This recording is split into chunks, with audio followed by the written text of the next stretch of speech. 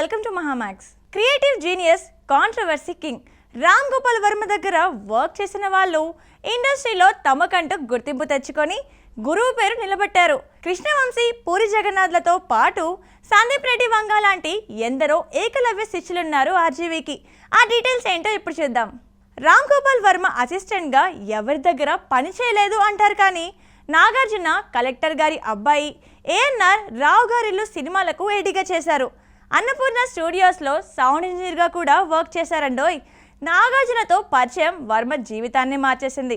Varma creations, RGV company, Varma corporation లాంటి పేర్లతో సొంతంగా అలాగే మిగతా వాళ్లతో కొలాబరేట్ అయ్యి తన శిష్యులతోనూ సినిమాలు నిర్మించారు. ఇండస్ట్రీలో కృష్ణవంశీని క్రియేటివ్ డైరెక్టర్ అని పేరుంది.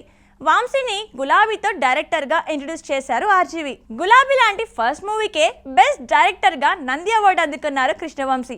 తర్వాత నిన్నే పెళ్లాడతా, సింధూరం, అంతాపురం, మురారి, ఖడ్గం, శ్రీ ఆంజనేయం, రాఖీ, చందమామ, రంగమార్తాండ లాంటి పలు సూపర్ హిట్ సినిమాలు తీశారు. వర్మ సినిమాలకు కెమెరామ్యాన్గా వర్క్ చేసి టాలెంటెడ్ టెక్నీషియన్గా పేరు తెచ్చుకున్నారు తేజ. తర్వాత ఆయన్ని బాలీవుడ్కి కూడా తీసుకెళ్లారు ఆర్జీవీ. డైరెక్టర్గా టర్న్ అయ్యాక చిత్రం, నువ్వే నేను, జయం లాంటి సినిమాలతో తేజ క్రియేట్ చేసిన సెన్సేషన్ అంతా ఇంత కాదు. చాలా గ్యాప్ తర్వాత నేనే రాజు నేనే మంత్రితో కంబ్యాక్ ఇచ్చారు ఆయన.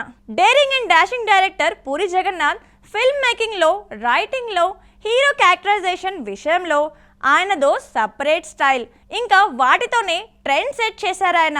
పూరి స్ఫూర్తితో ఎంతోమంది ఇండస్ట్రీలోకి వచ్చారు.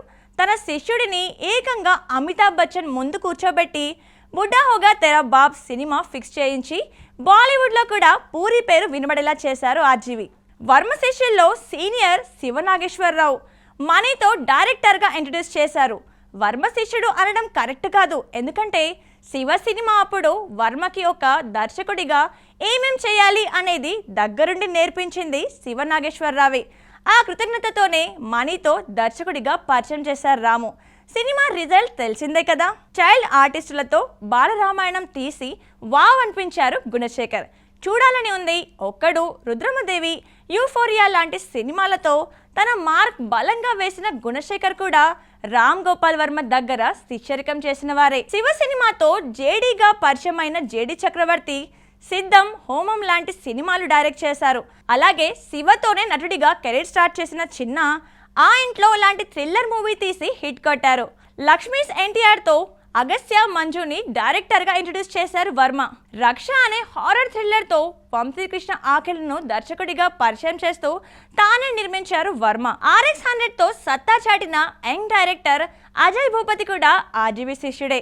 వంగవీటి, కిల్లింగ్ వీరప్పన్, అటాక్ లాంటి పలు సినిమాలకు పనిచేశారు అజయ్. హరీష్ శంకర్ ని దర్శకుడిగా పరిచయం చేస్తూ షాక్ సినిమా తీశారు రామ్ గోపాల్ వర్మ. గబ్బర్ సింగ్ లాంటి ఇండస్ట్రీ హిట్ తో పాటు తన మార్క్ కమర్షియల్ సినిమాలతో ఎంటర్టైన్ చేశారు హరీష్. రామ్ గోపాల్ వర్మకు సెన్సేషనల్ డైరెక్టర్ సందీప్ రెడ్డి వంగ లాంటి ఎంతో మంది ఏకలవ్య శిష్యులున్నారు. వర్మ దగ్గర వర్క్ చేయకపోయినా ఆయన మేకింగ్ స్టైల్ చూసి నేర్చుకుని గురువుగా భావించి హిట్స్ కొట్టి ఇండస్ట్రీలో తమకంటూ గుర్తింపు తెచ్చుకున్న దర్శకులు చాలా మందే ఉన్నారు. సో ఇవాళ ఎపిసోడ్ చూసారు కదండి. మరో ఇంట్రెస్టింగ్ ఎపిసోడ్తో మళ్ళీ కలుద్దాం. Keep watching Mahaa Max.